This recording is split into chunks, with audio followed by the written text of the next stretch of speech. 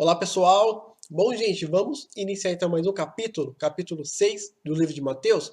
Lembrando que o capítulo anterior já está disponível, capítulo 5. Lá você encontra a primeira parte do Sermão do Monte. Agora, capítulo 6, eu vou estar dando uma sequência do sermão, tá? Eu vou estar falando o resumo e depois a estrutura de cada versículo. Entra, deixa seu comentário e também não deixe de se inscrever no meu canal. Vamos lá, vamos falar o resumo? Sermão do Monte, parte 2. Jesus apresenta modelos de contribuição, oração, jejum, riquezas e também confiança. Esse aqui é o resumo no capítulo 6. Ponto 1. Jesus fala sobre a contribuição no versículo 1 ao 4. No versículo 1 ao 3, trata-se de regras. E quais são essas regras? No versículo 1, olha só, dar sinceramente. Você será recompensado por seu Pai que está nos céus. Dar sinceramente é quando você contribui aos pobres, aos necessitados, que ele possa sair daquela situação, que você possa, que a sua contribuição ajuda os necessitados, e não uma visão ou uma intenção de barganha, pensando assim, eu vou contribuir aos necessitados e Deus vai me recompensar, Deus vai me abençoar. Não é isso que Deus quer. Na hora da contribuição aos necessitados, você tem que entregar o seu dinheiro a eles na intenção de eles sair daquela situação de melhorar de vida. Aí sim você está sendo sincero. Sendo sincero, Deus recompensará. No versículo 2 ao 3, dar secretamente. Chamar atenção para a sua contribuição fará com que essa seja a sua única recompensa. E realmente, quando você contribui na intenção de ser visto, não agrada o coração de Deus, porque Deus quer que você entregue a sua contribuição aos necessitados, aos pobres, secretamente e não sendo visto para se vangloriar e se exaltar perante aqueles que estão ao teu redor. Falando de contribuição, eu destaquei aqui alguns versículos, né? Tanto na lei de Deus e nos profetas e também nos ensinamentos de Jesus, que ele dá grande ênfase a respeito de ajudar os pobres, os necessitados. Olha só, dar aos pobres é requerido pela lei de Deus. As referências, Êxodo 23, versículo 10, 11, capítulo 30, versículo 15, Levítico, capítulo 19, versículo 10, Deuteronômio, capítulo 15, versículo 7 e 11, e também os profetas vêm falando a respeito da contribuição aos pobres, aos necessitados.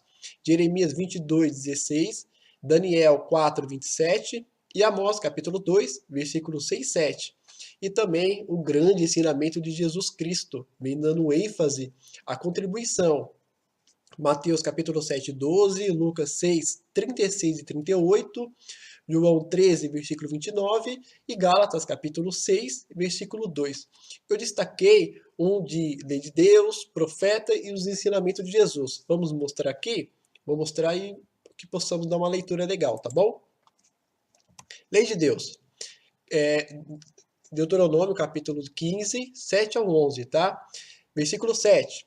Se houver algum israelita pobre em qualquer das cidades da terra que o Senhor, seu Deus, lhe está dando, não endureça o coração e nem feche a mão para com seu irmão pobre.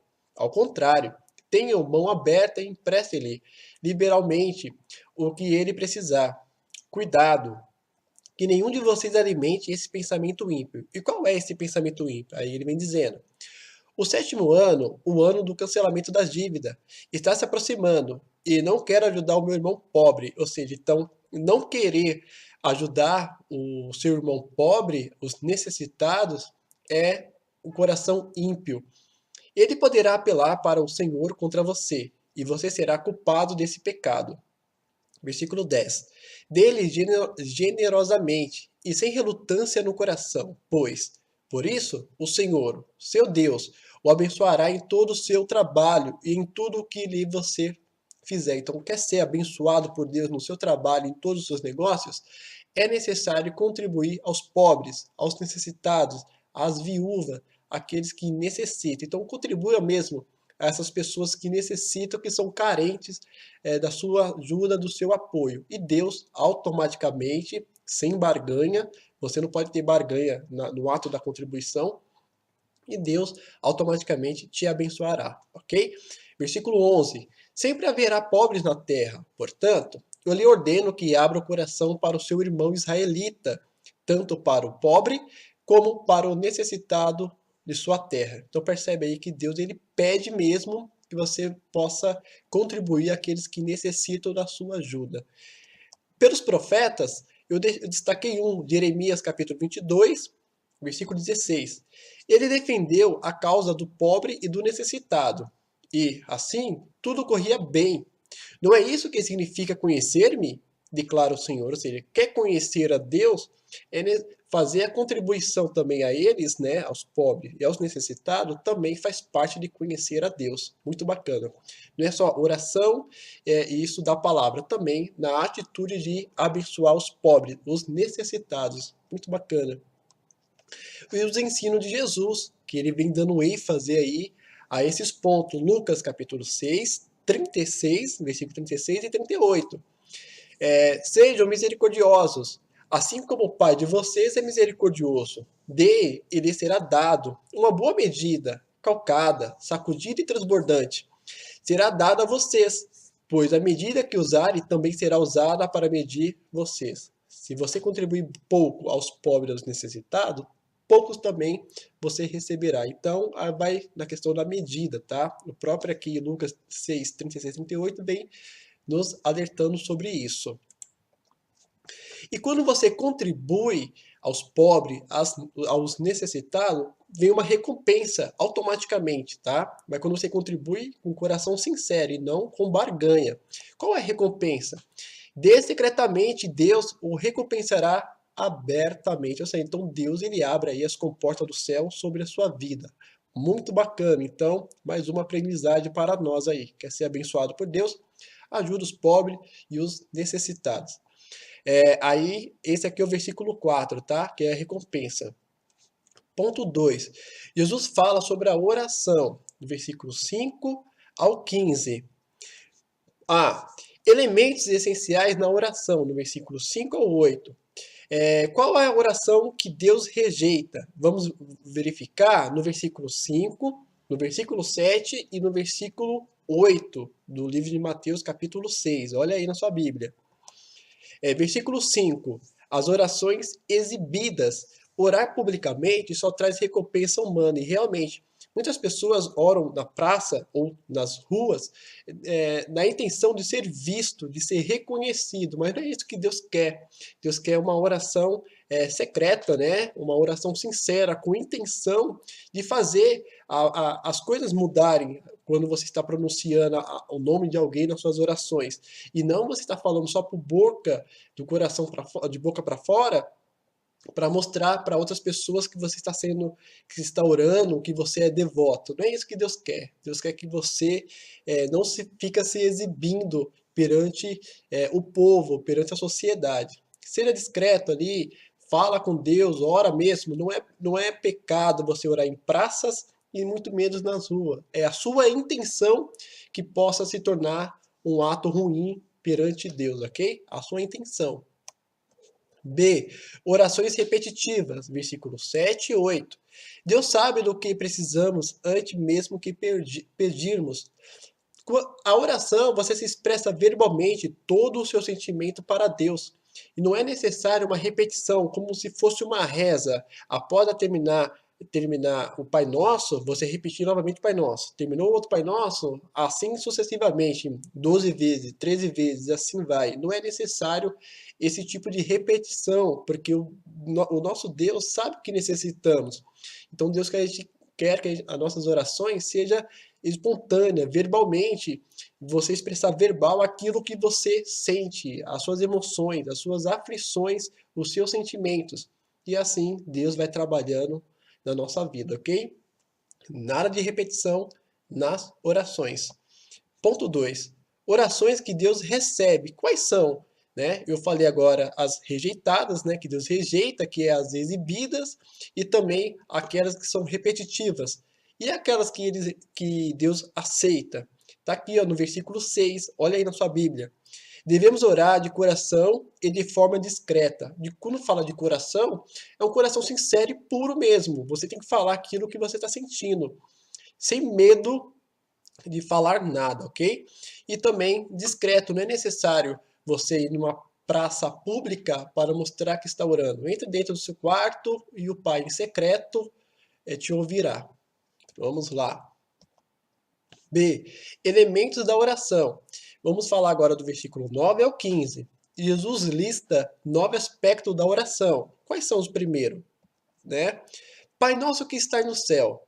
Aí é a questão de fé. No versículo 9, a parte A.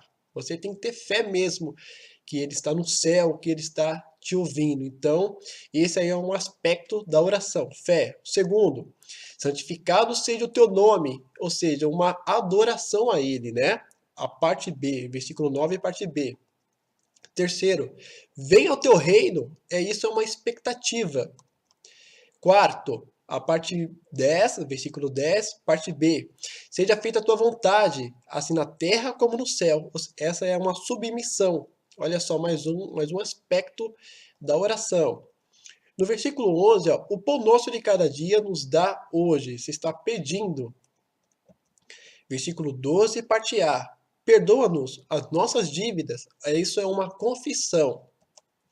E também tem uma compaixão. Muito interessante, ó. Assim como nós também temos perdoado os nossos devedores. Então percebe que você pede primeiro, você confessa a Deus os seus pecados e pede para que ele venha perdoar os seus pecados, mas também você tem que perdoar os pecados, os erros do seu irmão que cometeu com você. Aí Deus te abençoa, te perdoa e você vai retribuir também com aquele irmão que pecou ou que entristeceu você. Legal? Aí se torna um ciclo, né?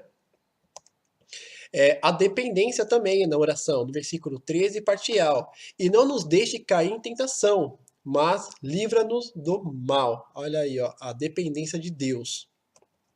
E é o 9, para encerrar aqui a oração do Pai Nosso, no versículo 13, parte B.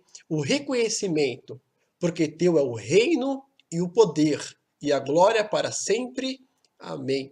Ou seja, 9 aspectos aí na oração. Fé, adoração, expectativa, submissão, perdição, confissão, compaixão, dependência e também o reconhecimento de Deus. Bacana. Ponto 3. Jesus fala sobre o jejum no versículo 16 ao 18. Existem dois tipos de pessoas que jejuam. O primeiro são os hipócritas. Quais são eles? No versículo 16. Eles desfiguram o rosto para mostrar às pessoas que estão jejuando. Você já viu que as pessoas que gostam de se mostrar que está jejuando, que está orando? É isso que são os hipócritas, né? Só o exterior, ele está se preocupando com as pessoas que estão vendo, mas não está se preocupando com Deus, o coração dele para com Deus. Então isso é classificado como hipocrisia, hipócrita. E ele está numa outra intenção, e não a intenção realmente de buscar Deus no jejum. E tem o segundo grupo, é os humildes. Por quê? Jesus classifica como humilde, ó, os humildes, versículo 17 ao 18. Eles penteiam seu cabelo e lavam seu rosto de forma que somente Deus sabe que estão fazendo. É aí que o Pai os recompensa. Então percebe, tem os hipócritas que gostam de ser visto, mas o coração está no outro lugar. E tem aqueles que são os humildes, né? Que lava seu rosto, penteia o seu cabelo, como se tivesse nada acontecido. Mas dentro do coração está em jejum, está o coração quebrantado. E é esses aí que Deus ele recompensa e ouve nas orações. Ponto 4. Jesus fala as riquezas, capítulo 6, versículo 19 ao 24. Tesouros terão, tesouros terrenos são inseguros e corruptíveis. No versículo 19, 22 e 24. Ninguém pode servir a dois senhores, mas todos devem escolher entre Deus e o ouro. Quando você acumula tesouro na terra, automaticamente isso gera tempo, dedicação, gera trabalho. Isso não é de um dia para o outro. Só que você, colocando o seu coração em tempo, em trabalho, em dedicação, em acumular riqueza aqui na Terra, automaticamente você acaba abandonando o lado espiritual, a casa celestial, o próprio Deus. Então não tem como você alegrar as riquezas e também alegrar a Deus. Ou você escolhe as riquezas, ou esse tempo todo para a riqueza, ou também você usa todo esse seu tempo, essa dedicação para buscar os reinos de Deus, as coisas de Deus. Aí é por isso que ele fala, ó, tesouros celestiais são seguros e incorruptíveis. E é interessante que ele destaca, você perde todo o seu tempo acumulando riqueza, mas a traça vai corroer e o ladrão vai roubar. Agora, se você pegar todo esse seu tempo de dedicação, de trabalho, investir no reino de Deus, é um galardão que você recebe. Ó. Onde está o seu coração? Aí está. Onde está o seu tesouro? Aí está o seu coração. Porque quando você investe nas coisas celestiais, o seu coração vai estar nas coisas celestiais. Quando você investe nas coisas materiais, na riqueza, o seu foco, a sua intenção é nas riquezas. E aí ele pede, olha, só que as coisas celestiais ninguém vai roubar de você, é garantido. E já as materiais, as riquezas dessa terra, vão roubar de você. Você vai perder tudo e a traça vai corroer. Aí ele faz aqui 2 pontos. Não tem como você alegrar Deus e as riquezas, porque o seu foco, a sua intenção vai ser entre um ou o outro. Aí você escolhe quem você quer seguir. Deus ele pede que você busca sempre o reino dos céus, porque as demais coisas vão ser acrescentadas. O ponto interessante quando fala as demais coisas, é naturalmente, Deus ele sabe, conhece a nossa necessidade. Então, naturalmente, Deus ele vai sempre entregando aquilo que você consegue sobreviver, você consegue viver tranquilamente e até muito mais. Ele te dá algo que não atrapalhe o seu relacionamento com ele, ok? Versículo 5. Jesus fala sobre a confiança no versículo 25 ao 34. A informação, no versículo 25. Somos instruídos a não nos preocupar com o alimento e a vestimenta, pois a vida consiste em mais do que isso. Não é só isso também que devemos dar prioridade. Temos que buscar sempre o reino de Deus. B. As ilustrações, no versículo 26 a 30. Ele começa a fazer as ilustrações. Ó. Considera os pássaros, no versículo 26 a 27. Eles não plantam, não colhem e nem armazenam o alimento, mas Deus os alimenta. Aí ele pede para não ter tanta essa preocupação com as coisas materiais. Considerar os lírios, versículo 28 ao 30. Eles não se preocupam com as roupas. No entanto, Salomão, em toda a sua glória, nunca esteve tão bem vestido quanto eles. Novamente, ponto C. Legal aqui que o ponto B, ele dá várias ilustrações para que possamos acalmar o nosso coração. E fala, calma, porque nem Salomão com toda a sua glória se vestiu como os lírios do campo, né? Então, aonde dá uma acalmada, porque realmente a gente almeja conquistar coisas grandes, as riquezas, só que a gente tem que tomar cuidado para não deixar as riquezas dominar o nosso coração e a gente abandona o reino de Deus. Legal? Então a gente sempre tem que ter o equilíbrio, buscar sempre o reino de Deus. E automaticamente Deus vai nos capacitando sem nos machucar. A gente não vai se machucar, porque Deus vai entregar conforme a nossa necessidade aquilo que necessitamos. Aí ele começa a dar várias ilustrações. C. O convite, no versículo 31 e 34. Quando colocamos Deus em primeiro lugar, ele supre nossas necessidades. Então, aí é onde ele fecha aqui o capítulo 6. Quando buscamos Deus, em primeiro lugar, todas as nossas necessidades, que seria ter uma casa, um carro, ou uma roupa para se vestir, Deus ele vai entregando ali e de uma forma que isso não venha nos atrapalhar e buscar a presença dele. Ok? Esse aqui é o resumo do capítulo 6. Deixa seu comentário, se inscreva no meu canal e quero te agradecer e agradecer também aqueles que se inscreveram no meu canal. Deus abençoe muito e está me ajudando muito, ok? E não se esqueça também de sempre deixar seu comentário, o que você acha dos vídeos. Será de grande valia aí, eu vou estar lendo todos os seus comentários. Agradeço e que Deus abençoe muito a sua vida.